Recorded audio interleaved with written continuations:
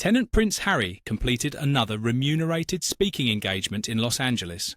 Indeed, Harry has once again walked onto the international platform to assist. Whatever this represents, not status, not tact, not significance, no. He is providing Downton Abbey amateur fiction plus midlife panic and open microphone evening at the Fairmont. Visualize sitting at a supposedly distinguished corporate luncheon in Los Angeles, awaiting dull PowerPoint displays and firm jargon regarding synergy. Then suddenly, bam! The spare himself appears like a red-headed Pokemon to crack gags about kilts and American autonomy.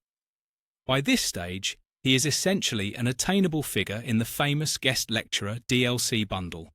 Harry arrived aggressively, dispensing gags like he was trying out for a revival of Last Comic Standing Royal version. And the true gossip, this was intended to be a solemn British-American diplomatic luncheon. Socialising, trade chances, political talk, wealthy folks feigning to comprehend global politics. And then here arrives Harold donning his top please, applaud vibe, set to roast Downton Abbey, Ice, Budweiser, and basically anything moving. Let us analyse this whole show. The gossip is that Harry takes roughly $300,000 every time he graces a function with a speech. $300,000 for this. For father gags, uncomfortable silences, and barely hidden digs at his own kin. For a normal Los Angeles trade crowd, that is the value of a car, a small flat deposit, or one single month of rent. For Harry, that is one round of, let me hit the firm that fed me caviar for 30 years. Even folks backing him are like, no way he is valued that highly. Inflation is real, but not insanely so. If you told a room of CEOs, hey, for $300,000 you can book a guy who never ran a firm, has 0 degrees, and whose main job implies holding shears at ribbon cuttings, every single one of them would laugh. Then Harry enters, and half of them draw out their checkbooks. This is the world we inhabit. Chaos. At the meal, Harry grabbed the mic and instantly went, "Folks ask me if maturing royal was like Downton Abbey." Harold, kindly. Downton Abbey is about honour, calm, style, well-tailored outfits. Harry is about Spotify failures, Netflix recreations of pain, and inadvertently igniting diplomatic conflicts with states he does not serve. But he kept proceeding. Only one of those worlds is filled with drama, schemes, elaborate suppers, weddings to Americans, and the other represents a television broadcast. The way he said this like a mic drop instead of a cold meme.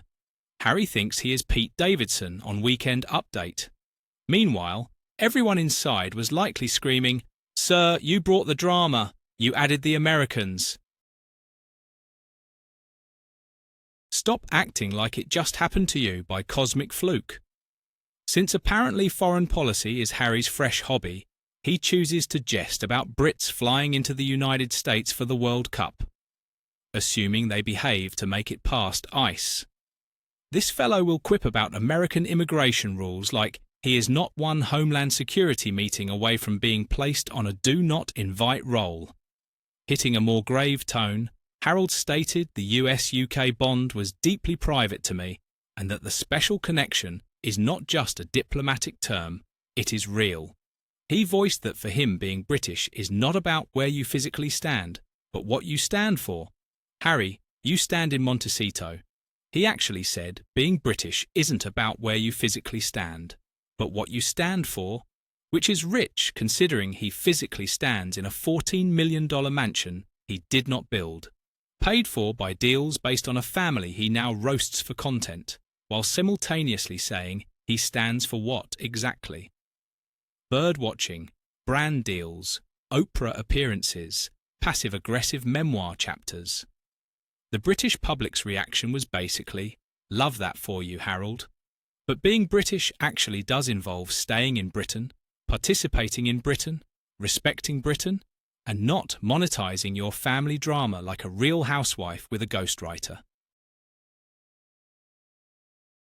Harry has spent 6 years in a self-care bubble, where independence actually meant I want to do whatever I want without consequences, but with money and prestige and global influence and free houses and security and royal perks and my titles untouched. That is not independence. That is called delusion. And now the bridge back home, torched. Prince William isn't picking up that phone. King Charles is tired. The palace PR team has them on full grey rock mode. The silence is the entire message. Harry is out here performing comedy routines while his family is quietly signalling, "Good luck, but we are done." Let's be honest, the man is floundering. He is doing comedy bits, cracking one-liners, opening with jokes like he is the keynote performer at a Netflix is a joke festival.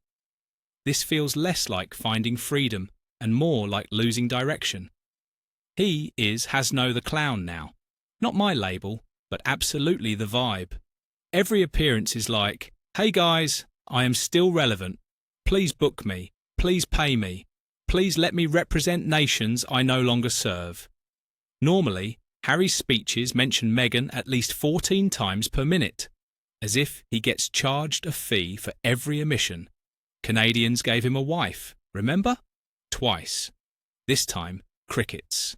Not a single my wife, my love, my partner, or the woman the universe manifested for me through 12 vision boards.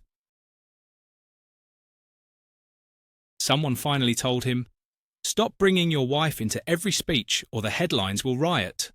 Or maybe he didn't want to remind the room of the ongoing father-in-law situation, not the vibe for a business lunch, and the eternal question, why is he still being hired? Business leaders keep booking him, and the entire planet is like, for what skills? Exactly speech-giving, comedy, diplomacy, being bold and dramatic. He doesn't represent the UK. He doesn't represent the US. He doesn't represent business. He represents vibes, trauma, ginger, visibility. Booking Harry is like booking a Roomba with a microphone. Unpredictable, occasionally funny, but mostly confused. Every time Harry tries to sound important or statesmanlike, public opinion shifts another inch towards strip the titles, return to sender, no forwarding address. Even people neutral on the royals are like, "You left the company. Stop pretending you are the CEO." He wants prestige without responsibility, influence without duty, money without work, respect without consistency. But that is not how monarchy or adulthood works. And so here we are, watching Harry do paid comedy gigs at business lunches while the entire world yells "shut up."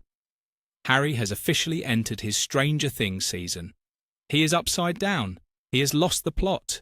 He is riffing on Downton Abbey like that is his comeback tour. 6 years ago, he was a senior royal. Now he is a renter prince available for speeches, jokes, and increasingly chaotic PR attempts. He thinks he is the star of a redemption arc, but the rest of us are watching a slow-motion sitcom where the lead refuses to read the script. And the worst part, he genuinely thinks he is killing.